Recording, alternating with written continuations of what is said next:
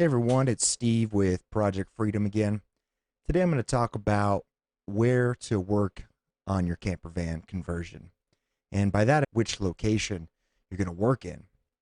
And this is something that I didn't really think through completely and anticipate. I live in a condominium complex here in Phoenix, Arizona, and we have a shared parking lot. When I got the idea of converting a van and living in it and working on the van, I didn't really consider that working on the van in my condo complex parking lot would be an issue at all. I was looking from my perspective personally. If there were people in my condo parking lot working on the van, it wouldn't bother me whatsoever. And the noise wouldn't bother me.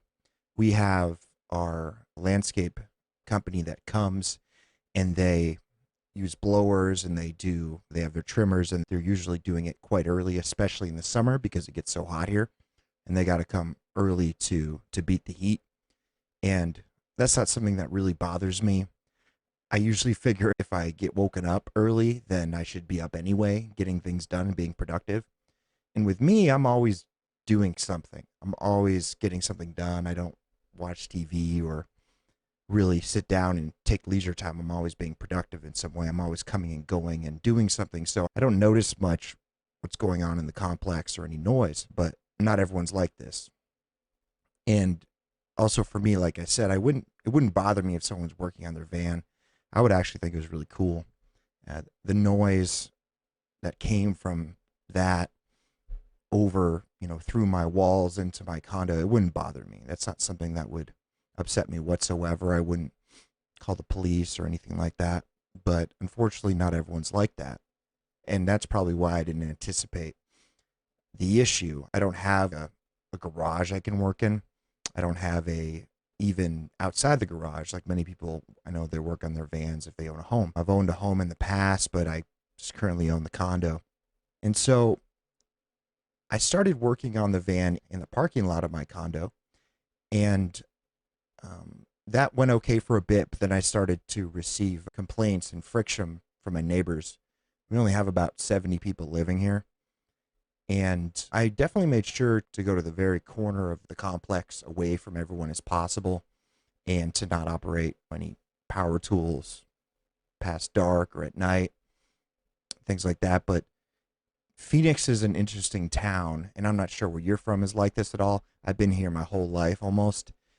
I don't know what it's like living in other places a whole lot or what the people there are like, but I know Phoenix and the people here very well. And Phoenix is a transient town, and almost no one that lives in Phoenix is from Phoenix originally. Was born here. I'm a native, and I'm very rare.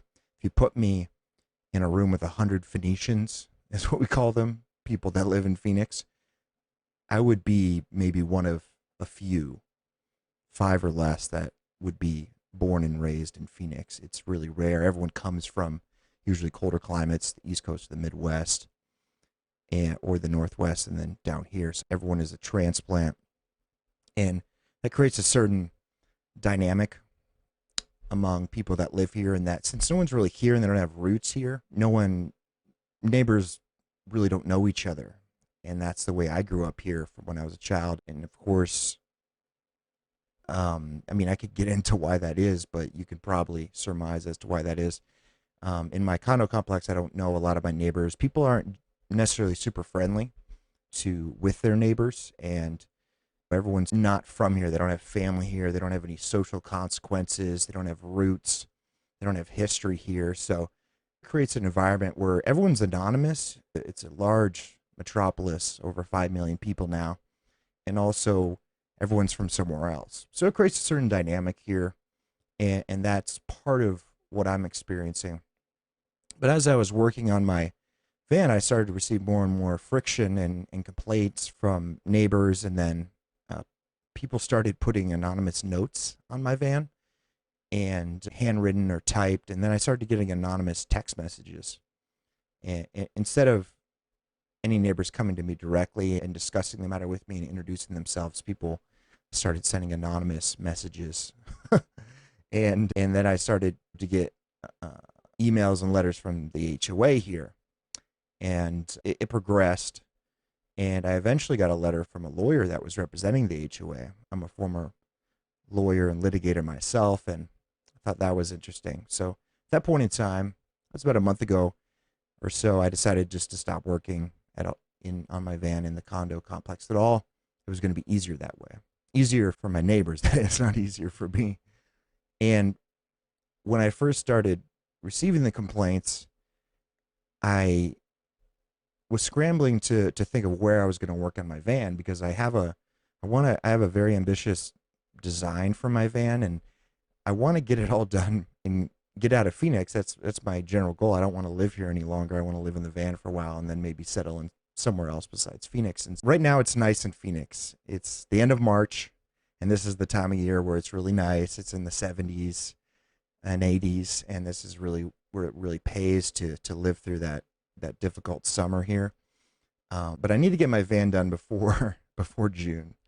Once June hits, even in May, it's going to be uncomfortable working in the van, working outside the van, working inside the van. If the van is just sitting there parked in the sun, which is really my only option, it's going to be uncomfortable working in it. Right now, it's going to be nice, but I got to get it done before then, which means I really have to work every day. I'm fortunate to where I'm semi-retired and I don't need to work. So my job right now full time is the van and creating content for the van.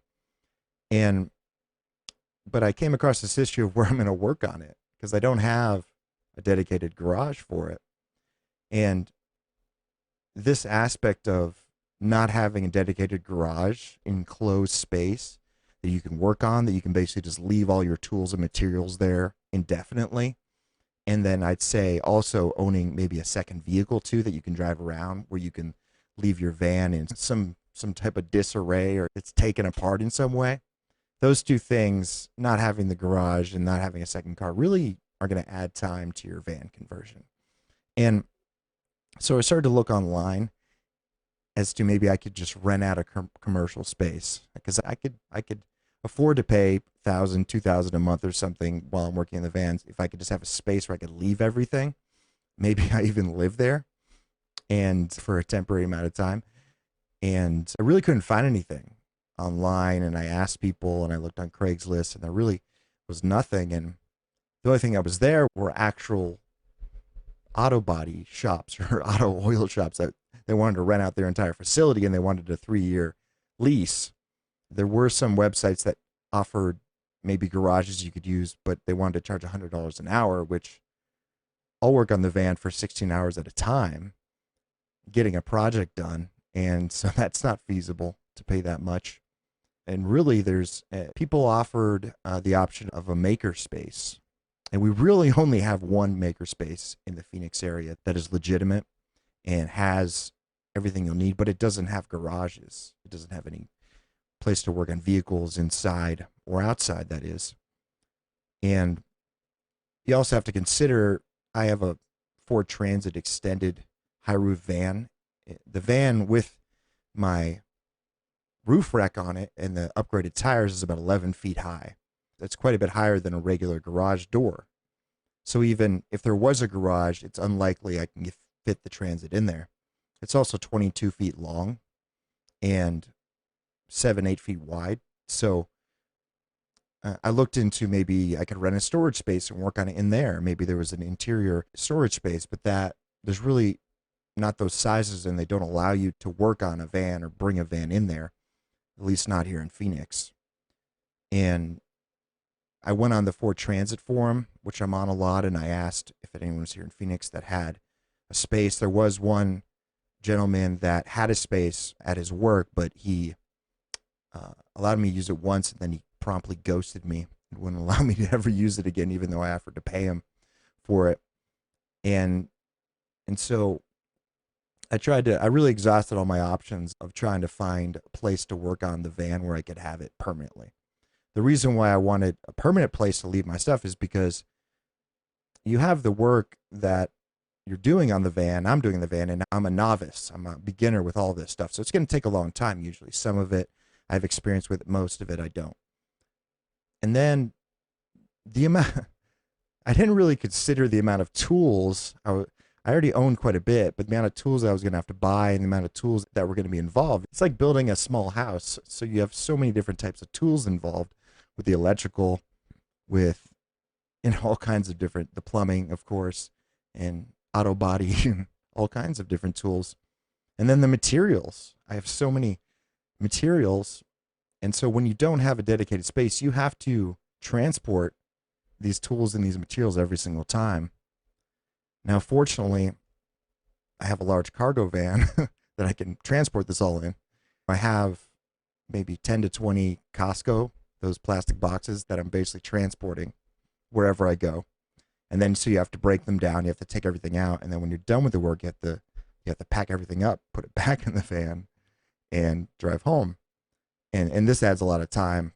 It also, keeping your tools and materials organized, given the amount of that I have at this point, is difficult when you have to transport them and break them down and pack them up every time. It adds a significant amount of time when you don't have a dedicated space to work on your van. And like I said, I exhausted most of the avenues that I was going to get. This year, it really doesn't rain in Phoenix. Last year, we had a 5-month period where it didn't rain once, not a drop in 5 months, and really no clouds for 5 months. And it will do that here in Phoenix. And then for whatever reason, this winter, it's been raining a lot, more than I can remember in a long time. And so that presents problems when you're working on the van. You're coming in and out of it and in the exterior. So I've had to be creative with how I was going to work on the van, right? And I'll tell you what I've been doing and the options that I've been taking in order to work on the van and get it done. I assume that this is a common problem that people have when they're doing a camper van conversion. Even if they own a home, most people don't have a garage that's going to fit a van this high and this long. And so they'll be working on their property on the driveway, and that's going to create noise. And so I assume that people will have problems with their neighbors if they're working on their van in their neighborhood, because there are city code about noise and things of this nature. So I'll tell you the options I've been doing and things that you could do as well. Option number one is driving out 30 minutes into the middle of the desert and working on the van out there. And so here in Phoenix, it's a desert here. If you were to look on a mountain overlooking Phoenix, it's just a huge city now, but you can still see it's just desert. It's just rabbits and small bushes. Any plant that is large has been transplanted here. It's not native to here. And it's because we siphon off the Colorado River for our drinking water and everything. Otherwise, those plants we don't have enough precipitation to support large plants here or even large animals. And the desert's not very far. And there's patches here in Phoenix about 20, 30 minutes away from where I live. I live close to the middle of the city, where you can go and you're basically in the middle of nowhere and no one can hear you. And there's trails out there. The only people I do see are people like on their ATVs and their dirt bikes. There are a lot of those. Really all hours of the day, 7 days a week, people are out there having a good old time on their dirt bikes and ATVs and trucks and stuff. But then, so I take a generator out there because my solar system isn't installed yet and producing electricity. I don't have my battery bank set up. And then I do my work out there. Oftentimes the work goes into the night, and so I have lithium battery LED lights, and then I work on that. It is a lot of work because I have to take everything out there. I have to at first do an inventory. I have to find all the tools and materials I'm going to need for that particular project. So doing it this way, when you don't have a dedicated space, you do have to plan a lot. And then I pack it all up in my Costco buckets. I have many of them. And on my dolly out to the van. It's heavy stuff. Generator is very heavy. Generator is about 100 pounds. And if you go fuel up the generator, of course, I have to make sure all the LED lights are charged, everything's charged. Got to make sure my headphones are charged. Not these, but because I'll be listening to books on tape. And my phone's charged, all those things. And then I have a larger lithium battery storage I got from Costco that I use when I do that as well. So I'll go out, work on a project pretty much until I drop and need to sleep, and then I'll pack everything up and come back. Once I can get the bed installed and the solar, I'm working on things that I can probably stay out in the desert longer. And even if I have my fridge set up, I'll be able to stay out there longer. But that's been my number one go-to. Now, sometimes I need to stay closer to my place, but like I said, I can't work in my actual condo complex. And so I'll go in the desert if it's something on the exterior that I need to work on. And if I need to work on maybe something in the interior, I'll go somewhere near my complex. I can't work on the actual property according to the HOA rules, but I can work on the street outside the property.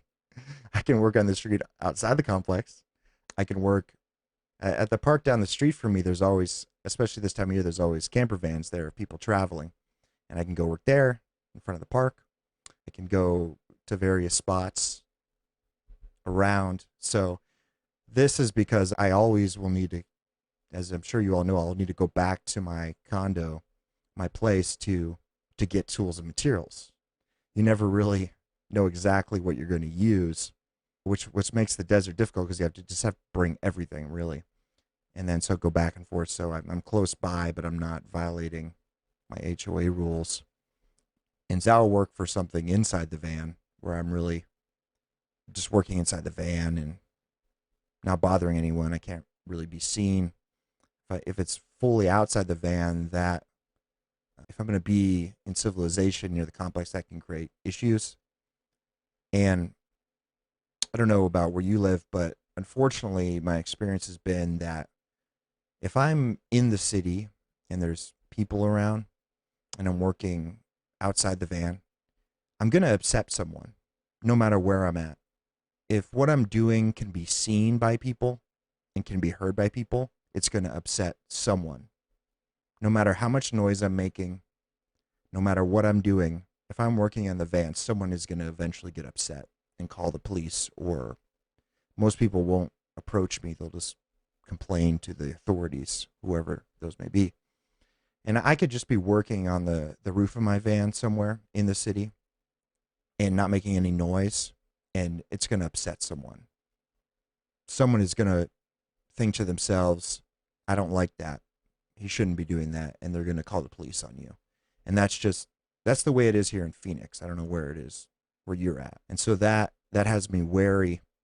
So I really only will work near where I live if it's something inside the van. And I even put privacy shades up on all the windows so people can't see me inside, because like I said, people will find a reason to be upset. Human beings are really expert at this, at finding things to be upset about. Many people, I think, walk around just trying to be upset with something. They're looking for that next thing to be upset about. And you're an easy target when you're working on your van. There's certain people that are just going to be upset by that, and they're going to complain, and they're going to cause you problems. And you're not really changing or damaging them or really affecting their life whatsoever. It's just the way some people are. So that's the second option of working somewhere near where you live inside the van. You might do a little bit outside, but you'll probably have to be, I know I have to be careful in doing too much. I also don't want people staring at me while I'm working on the van. And because it just, given my experiences so far of just how many people are just going to be upset by me working on my van when I'm clearly not affecting their life whatsoever. I'm weary of working on it in public. And so those are my main things, either going out into the middle of the desert or working on it outside. These are both places that are outside, not covered by anything covering you from the element. As far as which creates an issue if I need to do some outside work in the van and it's raining out. And Phoenix doesn't rain much, so in your city it probably does. But those are how I've been handling it. It definitely is not convenient. It makes the job, a difficult job, even more difficult. But it's just, I have a goal, and I'm going to meet that goal no matter what I have to do. And that's obviously the mentality you have to have with this project from the beginning. It's not an easy project, especially if you don't have a lot of background in doing these things that you're doing during the conversion. You're learning everything on the fly, and you're making mistakes and learning from those while you're doing it. Other options, it sounds like there are some maker spaces around the country that perhaps have garages you could work on your van, and they're high enough where you can pull it in. Not everyone has the high roof extended. That thing's a boat, and so maybe you have a smaller van that would make it easier. There's not a lot of places here that I can, as far as I know, there's no places where I can go and take my van that are covered, where I can work on the van in private and not upset the people that are basically looking to be upset. And there's really no place. I do have friends with garages, but the transit doesn't fit in there. And like I said, I've looked online to try to find places. So you might have friends, maybe they have an RV garage inside. That would be really convenient. Maybe there's someone with a garage or an auto body or a oil shop that you could use. I have seen online that in different parts of the country there are heated storage spaces that have high roofs that you can bring the van into and work on. I've seen pictures of that online. We don't have that here in Phoenix, but I've seen those online. And I think you have to be creative as far as where you're going to work on your van. I will say that because I don't have a dedicated space, it has forced me to be a lot more planned. I learned how to use SketchUp, which is a CAD program, and I planned out everything. And then so every time I go out, I have a clear plan, which makes me more productive. And I've started to document everything exhaustively too, and that goes along with the plan that I have. Before I was just doing jobs here and there, and this has caused me to be much more planned, which is a good thing, and much more organized and disciplined about it. So there's always something good that comes from everything, and that's that.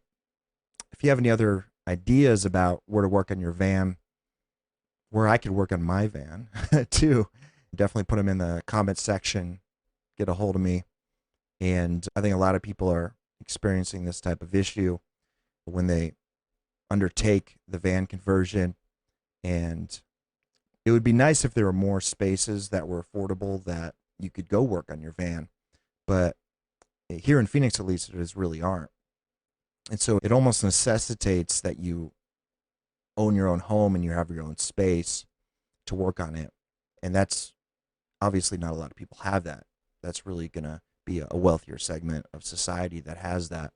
And so it would be nice if there are other options available to people that wanted to work on their camper van conversions and wanted to do it inside. So thanks for listening. Thanks for watching, and I'll see you guys next time.